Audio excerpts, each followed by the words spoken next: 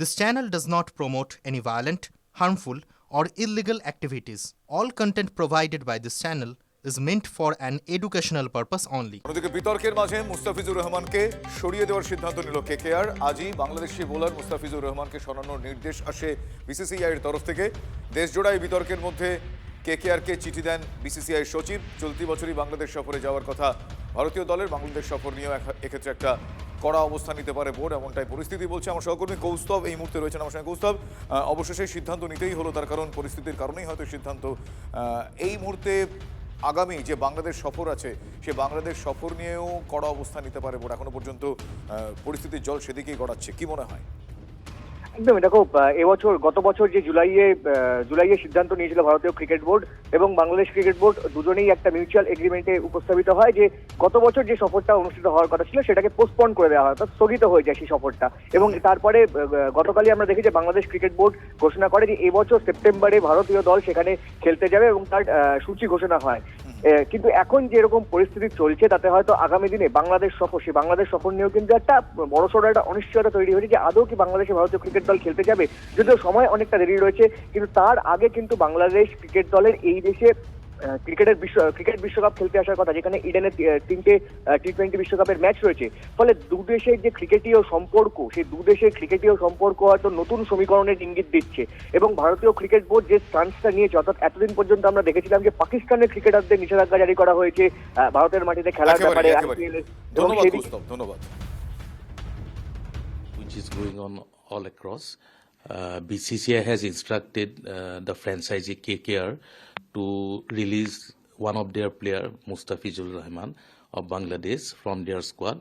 And BCCI has also said that if they ask for any replacement, BCCI is going to allow that replacement. তার যে অত্যাচারিত হচ্ছে লোকজন, ওখানে নিরীহ লোকজন অত্যাচারিত হচ্ছে, সেইখানের সঙ্গে আজকে যদি পাকিস্তানের সঙ্গে যদি কোনো সম্পর্ক না থাকে ক্রিকেটের, এবং এই একটা কারণে যেখানে পলিটিক্সের বাইরে গিয়ে যদি নিরীহ লোকের উপর অত্যাচার হয়, সেখানকার লোক এসে আবার সে পশ্চিমবঙ্গে খেলছে, সেখানে আবার খেলতে যায়, সেখানে বিসিসিআই যে হস্তক্ষেপ করেছে আমার মনে হয় ঠিকই করেছে। প্রাক্তন ক্রিকেটার জয়দীপ মুখোপাধ্যায় তিনি বলছিলেন, কি শুনছিলেন আপনারা। অন্যদিকে বিতর্কের মাঝে মুস্তাফিজুর রহমানকে সরিয়ে দেওয়ার সিদ্ধান্ত নিতে বাধ্য হলো কেকেআর। এই মুহূর্তে আমার সঙ্গে সাহিত্যিক শীর্ষেন্দু মুখোপাধ্যায় রয়েছেন টেলিফোনে। শীর্ষেন্দুবাবু, আমি আপনার কাছ থেকে জানতে চাইবো যে এরকম একটা পরিস্থিতির কারণে, যে পরিস্থিতির কোপ এসে পড়লো মাঠেও, ক্রিকেটেও, যে ক্রিকেট বন্ধুতার কথা বলে এসেছে, এই সিদ্ধান্ত নিতে বাধ্যই হলো কেকেআর। আপনি কিভাবে দেখছেন বিষয়টা, মুস্তাফিজুরকে সরিয়ে দেওয়ার সিদ্ধান্ত? খুবই দুর্ভাগ্যজনক। মুস্তাফিজুর আমার খুব প্রিয় খেলোয়াড়, ভালো বোলার, আর অনেকদিন ধরে খেলছে আইপিএলে। কিন্তু কথা হচ্ছে যে এটা সরিয়ে দিতে বাধ্য হলো, কেননা বাংলাদেশে যা চলছে তার পরিপ্রেক্ষিতে হয়তো এটা একটা ব্যবস্থা নিতে হয়েছে। কিন্তু এটা দুর্ভাগ্যজনক এবং কেকেআর এর পক্ষে এটা ক্ষতি হলো। তো যাই হোক, এরকম ঘটনা মানে রাজনীতি যদি খেলার মধ্যে ঢুকে পড়ে বা সংস্কৃতির মধ্যে অনুপ্রবেশ করে, তাহলে সেটা আমাদের কাছে খুবই একটা দুঃখের ব্যাপার হয়ে দাঁড়ায়। কারণ আমরা যারা রাজনীতি থেকে দূরে থাকি তারা জানি যে রাজনীতি অনেক স্বচ্ছ জলকে ঘোলা জল করে তোলে এবং অনেক সহজ সরল জিনিসকেও জটিল করে তোলে। তো এটাও সেরকমই একটা ব্যাপার। মুস্তাফিজুর তো অনেকদিন ধরেই খেলছে, তো তাকে এইভাবে সরিয়ে দেওয়া হলো, এটা আমার পক্ষে খুবই মনে হয়েছে যে আমাদের পক্ষে একটা খুব বেদনাদায়ক একটা ব্যাপার ঘটলো।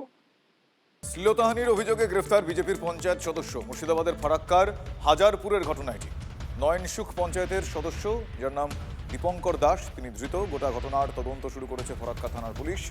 ধৃত ওই বিজেপির সদস্যকে জঙ্গিপুর মহকুমা আদালতে পেশ করা হয়েছে।